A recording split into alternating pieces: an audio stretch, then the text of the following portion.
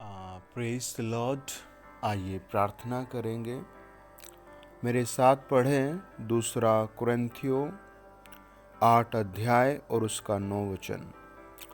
तुम हमारे प्रभु यीशु मसीह का अनुग्रह जानते हो कि वह धनी होकर भी तुम्हारे लिए कंगाल बन गया, ताकि उसके कंगाल हो जाने से तुम धनी हो जाओ। आइए अपने स्वरों को झुकाइए और प्रार्थना करें। यदि आप में कोई बीमार है तो आप उस बीमार पर हाथ रखें और मेरे साथ साथ बोले, हे प्रभु यीशु मसीह, हम आपके कलवरी खून के द्वारा आपके पवित्र चरणों पर आते हैं। राजाओं के राजा, आपका बहुत बहुत धन्यवाद देते हैं। आपने हमें आज तक संभाल कर रखा, आज तक हमारी सारी आवश्यकताएं पूरी की। हे प्रभु यीशु, हम आपका धन्यवाद देते हैं। हे प्रभु यीशु, हम आपका धन्यवाद देते हैं। हे प्रभु यीशु, हम आपका धन्यवाद देते हैं। हमारी प्रार्थना है आप हमारे बीच में आइए। हमारी प्रार्थना है आप हमारे घरों में आइए। हमारी प्रार्थना है आप हमारी कंट्री, हमारी सिटी में आइए और प्रभु हम पर दया कीजिए। अपने क्रूस के बलिदान के द्वारा हमें आज शांति की ज़रूरत है। हमें शांति दीजिए, हमें चंगाई दीजिए, हमें बरकतें दीजिए। हमें प्रभु मार्ग खोल कर आगे बढ़ाइए। हमारी जो भी रुकावटें हैं, हे प्रभु यीशु, हम उन्हें आपके हाथों में सौंपते हैं। हमारी जो भी परेशानियां हैं, हम उन्हें आपके हाथों में सौंपते हैं और प्रार्थना करते हैं। प्रभु आपका धन्यवाद, आपने उन्हें जड़ से उखाड़ दिया। जो हमारे सामने चट्टान बनकर समस्याएं खड़ी थी, आपने उन्हें जड़ से उखाड़ दिया। हे प्रभु यीशु, आपका बहुत बहुत धन्यवाद। जितने भाई बहन इस चैनल पर जुड़े हैं, इस समय मेरे साथ प्रार्थना कर रहे हैं, मैं उन सब को आपके नाम में आशीष मांगता हूँ। जो बच्चे पढ़ रहे हैं वो अगली क्लास में जाएं बेस्ट मार्क, बेस्ट रैंक के साथ। हमारी प्रार्थना है प्रभु, जो बेटे बेटी पढ़ रहे हैं, जो जवान बच्चे, छोटे बच्चे पढ़ रहे हैं, उन सब को प्रभु आप भरपूरी दें, हर तरीके की आशीष दें, पवित्र जीवन दें। हमारी प्रार्थना है प्रभु यीशु मसीह, जो बीमार हैं उन्हें कृपा करके छू कर चंगा कीजिए, अपने लहू से धो कर चंगा कीजिए। जिन घरों में नशा है, पाप है, गुस्सा है, लड़ाई है, झगड़ा है, वो सब आज पवित्र जीवन पाएं। हे प्रभु यीशु, हम पर दया कीजिए। हे प्रभु यीशु, हम पर दया कीजिए। आपके बड़े नाम में हम प्रार्थना करते हैं। इस चैनल को बढ़ाइए, इस ऑनलाइन प्रेयर कलीसिया को बढ़ाइए। आपके लहू के द्वारा ये बढ़े। हमारी प्रार्थना है प्रभु, जितने लोग किसी भी समस्या में हैं, आज इसी समय आप उनकी आशीष से दीजिए, उन्हें बचाइए। हम धन्यवाद देते हैं, धन्यवाद देते हैं आपको, धन्यवाद देते हैं। आप हमसे प्यार करते हैं, आप हमारा धन्यवाद सुनकर ही आ जाते हैं। हमारी प्रार्थना है वो सारे मरीज जिनको दर्द है, पथरी है, रसोली है, कैंसर है, बीपी है, शुगर है, या और भी किस्म के गुप्त रोग हैं, आज वो सब मरीज चंगे हो जाए। प्रभु यीशु मसीह के नाम से सब छुटकारा पाए। पवित्र आत्मा जी, हम आपका धन्यवाद देते हैं। हे प्रभु यीशु, हम आपके लहू के द्वारा आपकी आराधना करते हैं और विनती करते हैं, हमें शुद्ध और पवित्र कीजिए। प्रार्थना सुनने के लिए धन्यवाद, यीशु मसीह नासरी के नाम में, आमीन, आमीन, आमीन। वचन बताता है, जब हम प्रभु यीशु मसीह के बारे में देखते हैं, तो आप मुझे जहाँ कहीं भी सुन रहे हैं, आप समझो आप उस अनुग्रह की आवाज़ को सुन रहे हैं, प्रभु की दया की पुकार को सुन रहे हैं। मतलब प्रभु आपको पुकार रहा है कि भाई आप गुनाहों की माफ़ी मांगे, पापों को छोड़कर प्रभु परमेश्वर के पास आए। देखो, जो गुनाह होते हैं, पाप होते हैं, कई बार वो बहुत चलते रहते हैं जीवन में। 1 साल, 2 साल, 10 साल। अगर किसी का अच्छा नौकरी लग गया है तो वो कई बार महसूस नहीं होते, भाई मैं कोई पाप कर रहा हूँ, कोई गुनाह कर रहा हूँ। उसे लगता है this is my daily life, ये तो मेरा रोज का रूटीन है और दिस इज़ लाइफ, है ना। और वो बढ़ते रहते हैं, चलते रहते हैं और उन्हीं में आदमी डूबा रहता है। और कब किसकी ज़िंदगी में क्या गड़बड़ी जुड़ गई, वो बहुत दिनों बाद महसूस होती है। इसीलिए प्रभु यीशु ने कहा कि अपने आप को जांच लिया करो। प्रभु ने ये नहीं कहा पड़ोसी तुझे जांचेगा, भाई कोई दूसरा जांचेगा। प्रभु चाहते हैं कि हम सेल्फ नरम हो जाए परमेश्वर के लिए, स्वयं नरम हो जाए, है ना। स्वयं परमेश्वर हमें नरम करना चाहता है। स्वयं मतलब दबावट में किया गया काम नहीं कि भाई आज डर के कारण हम कहें कि हे परमेश्वर हमें माफ़ कर दो, हे परमेश्वर हमें नहीं। प्रभु चाहता है तू स्वयं जांच ले कि तेरे अंदर क्या गुनाह छिपे हुए हैं, क्या पाप छिपे हुए हैं। और अगर कोई स्वयं कहता है कि हे प्रभु यीशु मुझ पर दया करो, हे प्रभु यीशु मैं अपने पापों की माफ़ी मांगता हूँ, और फिर उसे छोड़ने के लिए भी सीरियस तैयार होता है, तो जिंदगी में अलग बदलाव आता है। टूटा हुआ मन, दुखी मन, फिर अलग आशीषें आती हैं। और 50 आदमी कह रहे थे प्रभु यीशु हम पर दया करो, हमें पवित्रता की ज़रूरत है, और हम भी उसके साथ साथ बोल रहे हमें भी चाहिए, तो उसका कुछ ज़्यादा प्रभाव नहीं पड़ेगा। मुझे लगता है आप उस सभा में बोल रहे थे और उसके बाद फिर आप सेम है, आपके कोई भी चेंजिंग नहीं है। चेंजिंग ये है कि आपने गालियाँ देनी छोड़ दी, आपने जलना छोड़ दिया, आपने शराब छोड़ दी, आपने रात भर बाहर फिरना छोड़ दिया, अपने परिवार के साथ समय बिताना शुरू कर दिया, अपने माता पिता की बात सुनने लगे, और मतलब आप एक बहुत स्वाभाविक व्यक्ति हो गए, दूसरों की सही में मदद करने लगे। ये नहीं कि आपने कभी 50 रुपये किसी को दिए उसकी फ़ोटो खिंचवाई, 2 केले दिए उसकी फ़ोटो खिंचवाई। देखो, अगर आप किसी बुजुर्ग की एक बार मदद कर देते हैं या किसी बीमार की, तो वो उसकी ज़िंदगी में कुछ ज़्यादा काम नहीं करेगी। अगर आप उसे कई बार मदद करते हैं और बिना किसी को बताए, बिना किसी उल्हाने के, तो वो परमेश्वर के राज्य में यादगार होगी, फलदायक होगी, आशीष का कारण होगी। अगर आपने कुछ हेल्प की है और उसकी फ़ोटो खींचकर आपने फिर यादगार के लिए अपने ही पास रख ली, तो शायद आप हेवन, स्वर्ग नहीं जा पाएंगे, स्वर्ग नहीं मिल पाएगा। सबसे मोस्ट इम्पोर्टेंट प्रभु यीशु कहते हैं हमसे कि मैं तुम्हारे लिए कंगाल हो गया ताकि तुम धनी हो जाओ, है ना। कैसे धनी? Praise the Lord. प्रभु की इच्छा है कि आप धनी हो जाएं। हम लोग प्रार्थना करने वाले बिलीवर, विश्वास करने वाले धनी हो जाएं, ये प्रभु की इच्छा है।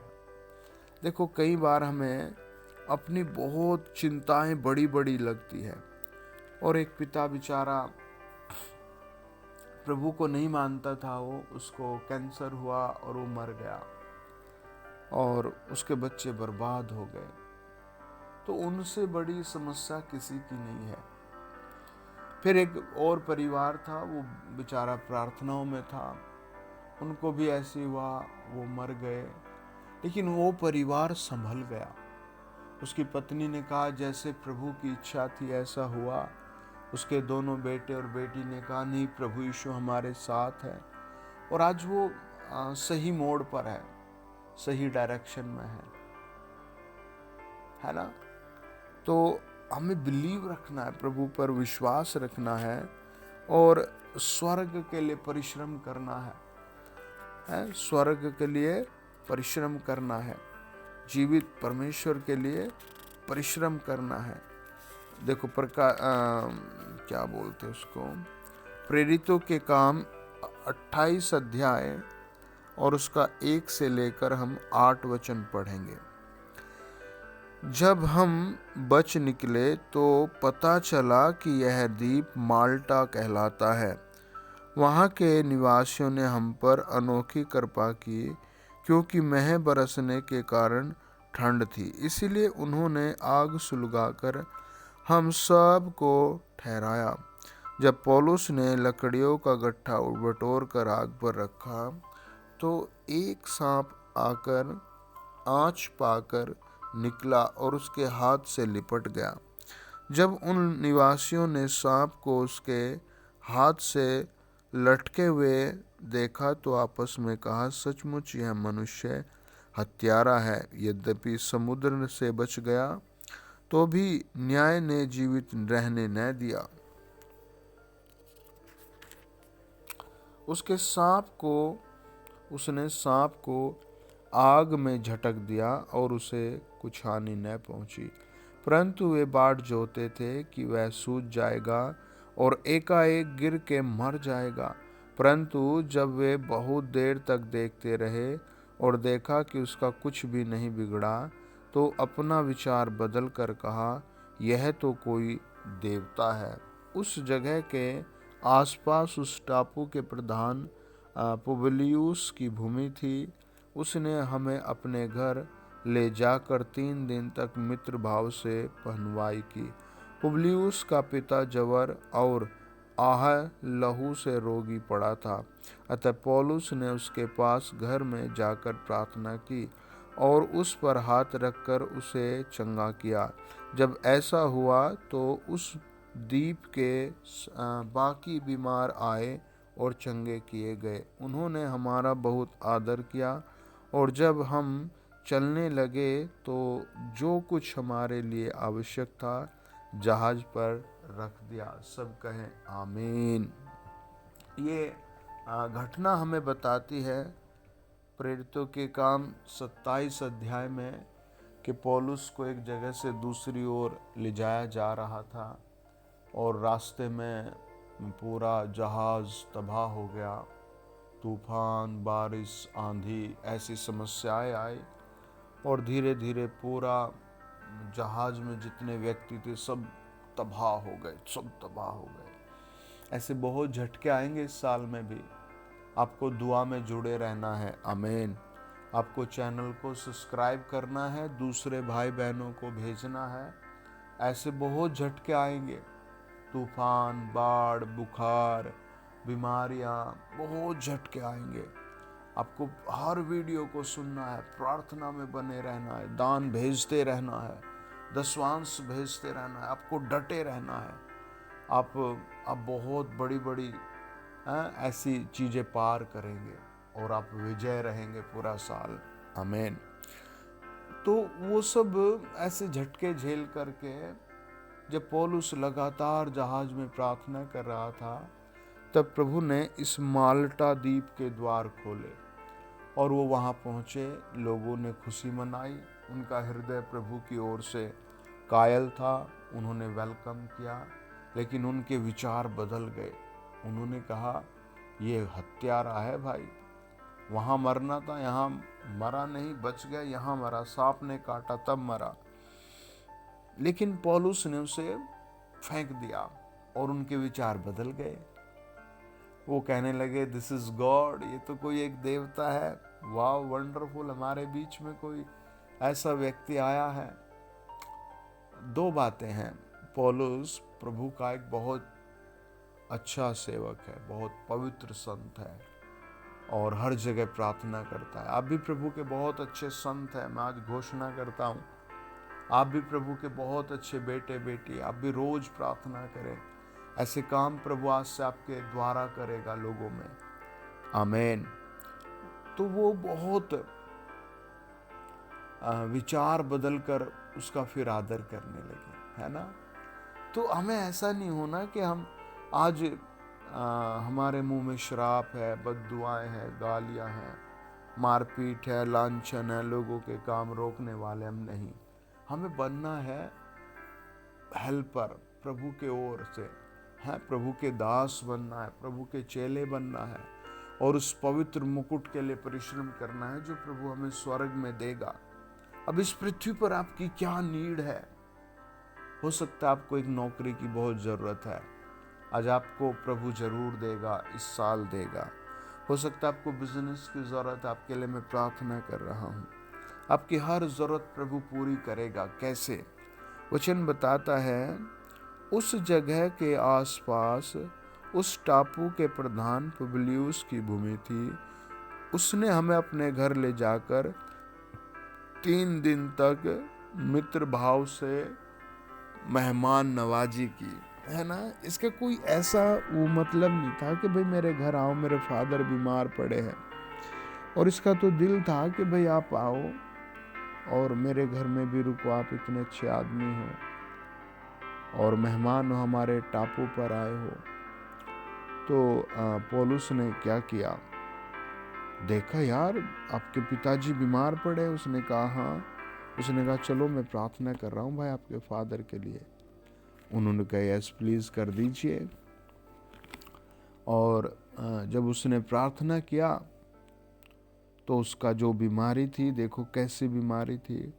पुबलियुस का पिता जवर और आहह लहू से रोगी पड़ा था, है ना। एक बुखार है और दूसरा कोई और बीमारी है, और उसके कारण ही बेचारा बिस्तर पर पड़ा था। आपके आसपास भी जो बेचारा किसी भी बीमारी से ग्रस्त है, आप उससे कहें मैं आपके लिए प्रार्थना कर रहा हूँ, और फिर उसके सर पर हाथ रखकर बस आप ये बोले कि प्रभु यीशु मैं इसे आपके हाथों में सौंपता हूँ, आप इस मरीज को चंगाई दो, आप कृपा करके इस बीमारी से छुटकारा दो। हे प्रभु यीशु आप आओ, मदद करो। आमीन। आपके इन थोड़े से शब्दों में ही वो बड़ी बीमारी हिल जाएगी, वो बड़ा अंधकार हिल जाएगा, वो बड़ी समस्या हिलेगी। मैं ऐसे ही शुरू किया, एक एक दो दो भाई मिलना शुरू हुआ। बेचारा कोई बहुत परेशानी में होता है। जैसे एक बहन बेचारी अपनी बेटी को लेकर आई और उनको घड़ी घड़ी दौरा पड़ता, घड़ी घड़ी हर 5 मिनट बाद बताते वो दौरा पड़ता। बहुत मुश्किल था उनका जीवन। वो मेरे पास लेकर आए।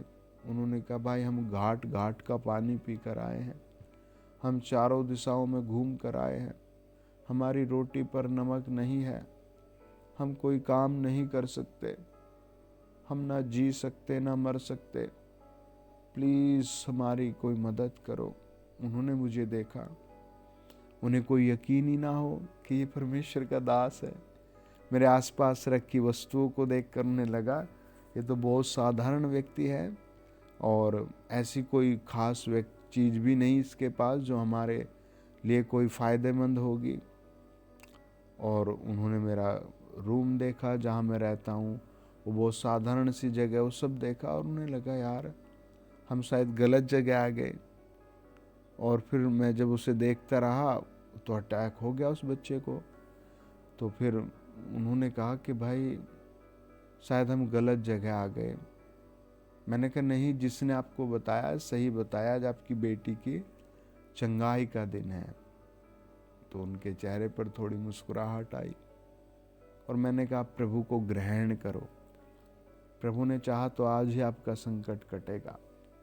उन्होंने कहा भाई ठीक है। उन्होंने मेरे साथ पश्चाताप की प्रार्थना की और फिर हमने उनकी बेटी के लिए प्रार्थना की। और वो बेचारे फिर बहुत बार आए और आज एक बहुत अच्छा परिवार है। और उसके बाद फिर कभी उस बच्चे को अटैक भी नहीं हुआ।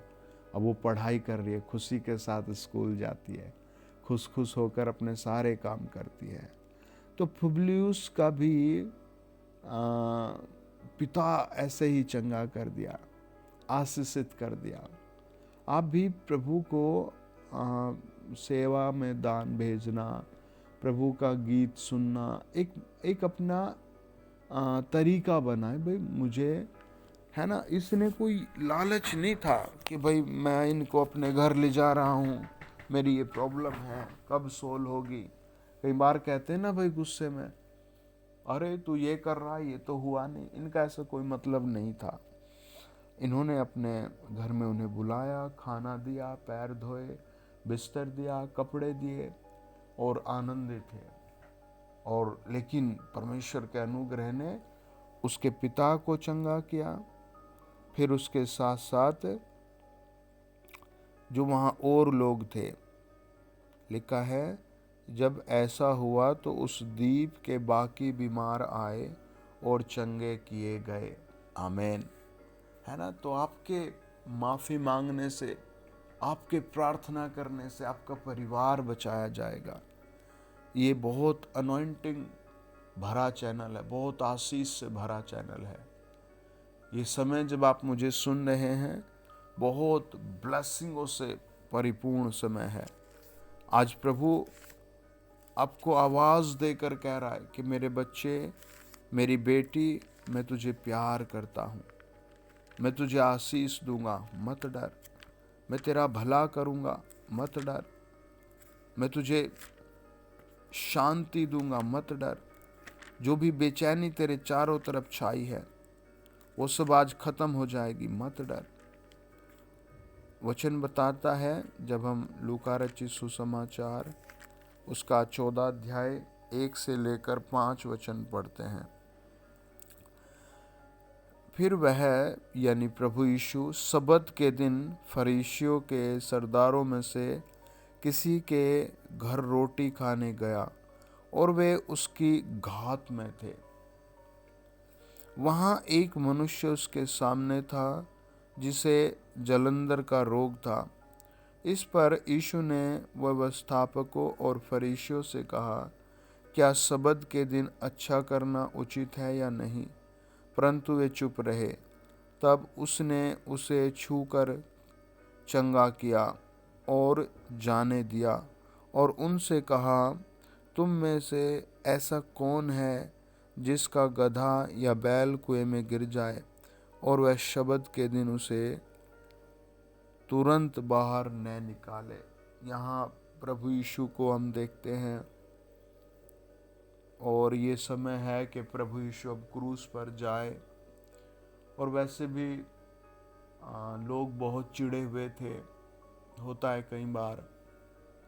और लेकिन वहाँ इस रोगी के बारे में देखो जिसको जलंधर का रोग था, है ना। इन सारी घटनाओं में इसका जीवन बच गया, इसे आशीष आ गई, इसे छुटकारा आ गया। आपके आसपास क्या हो रहा है, प्रभु पर ध्यान लगाएं, है ना। आप यीशु के साथ जुड़ जाए। जब आप जुड़ जाते हैं ठीक प्रभु यीशु के सामने, अपने व्यक्तिगत जीवन में आ जाते, चाल चलन में, तब और बड़ी आशीष आती है, और बड़ी। वचन कहता है, जब हम लूका 13 अध्याय और उसका 6 से लेकर 9 वचन पढ़ते हैं। फिर उसने यह दृष्टांत भी कहा, किसी की अंगूर की बारी में एक अंजीर का पेड़ लगा हुआ था। वह उसमें फल ढूंढने आया परंतु न पाया। तब उसने बारी के रखवाले से कहा, देख 3 वर्ष से मैं इस अंजीर के पेड़ में फल ढूंढने आता हूँ परंतु नहीं पाता। इसे काट डाल कि यह भूमि को क्यों रोके रहे। उसने उसको उत्तर दिया, हे स्वामी, इसे इस वर्ष और रहने दे कि मैं इसके चारों ओर खोद कर खाद डालूं। यदि आगे को फले तो भला, नहीं तो उसे काट डालना। वचन बताता है ये सब का होता है जहाँ से जिस पेड़ से फल नहीं मिलता उसे काट डालते, उसे छोड़ देते हैं लोग, है ना। जैसे कोई बच्चा सही नहीं पढ़ पा रहा तो उसे उसके माँ बाप भी कहेंगे भाई बस यार बहुत हुआ, अब तू मत पढ़। लेकिन प्रभु यीशु कहते हैं मैं तुझे आशीष दूंगा, मैं तुझे सींचूंगा, है ना। लिखा है इस वर्ष और रहने दे कि मैं इसके चारों ओर खोद कर खाद डालूं। चारों ओर, है ना। क्या चीज है को क्या रोक रही है इस पेड़ को। आज प्रभु भी आपको इतना ब्लेस करेगा और कहेगा मेरे बच्चे तुझे क्या चीज रोक रही है, मैं वो चीज हटा रहा हूँ। सब कहे आमीन। अपने हाथ उठाओ, प्रार्थना करेंगे। महान सच्चे प्रभु आपकी जय हो। महान प्रभु यीशु, हम आपका धन्यवाद देते हैं और फिर से इस चैनल को, इस ऑनलाइन प्रार्थना पटल को, प्रार्थना भूमि को तेरे चरणों में रखते हैं। जितने इस पर खड़े होते हैं, जुड़ते हैं, वॉच करते हैं, शेयर करते हैं, उनके जीवनों में आप बड़ी शांति दे, उनके घरों में आप बहुत प्रेम दे। प्रभु बहुत लोग बेचारे दुखों में हैं, समस्याओं में हैं, सताव में हैं, बहुत लोग बेचारे बिना घरों के हैं। प्रभु आप आशीष दो, प्रभु आप आशीष दो, हर तरीके की आशीष दो, हर तरीके की हम आशीष और भलाई मांगते हैं। कृपा करके हर सुनने वाले को अच्छे जीवन की बरकतों की आशीष दो। प्रभु यीशु मसीह के नाम से वचन की आशीष दो, पवित्र आत्मा से भरा जीवन दो। धन्यवाद पिता, ये प्रार्थना यीशु नाम में मांगते हैं, आमीन। सब कमेंट में लिखे आमीन। God bless you dear family. पवित्र आत्मा कहता है आपके लिए एक बहुत बढ़िया जॉब आ रही है। पवित्र आत्मा कहता है कई लोगों की मैरिज की डेट फिक्स हो गई। पवित्र आत्मा कहता है जिनको बच्चे नहीं, उनके बच्चे होने का समय आ गया है। पवित्र आत्मा कहता है जो लोग किसी भी किस्म की कैद में हैं, वो छुटकारा पाने का समय आ गया। Congratulation, God bless you.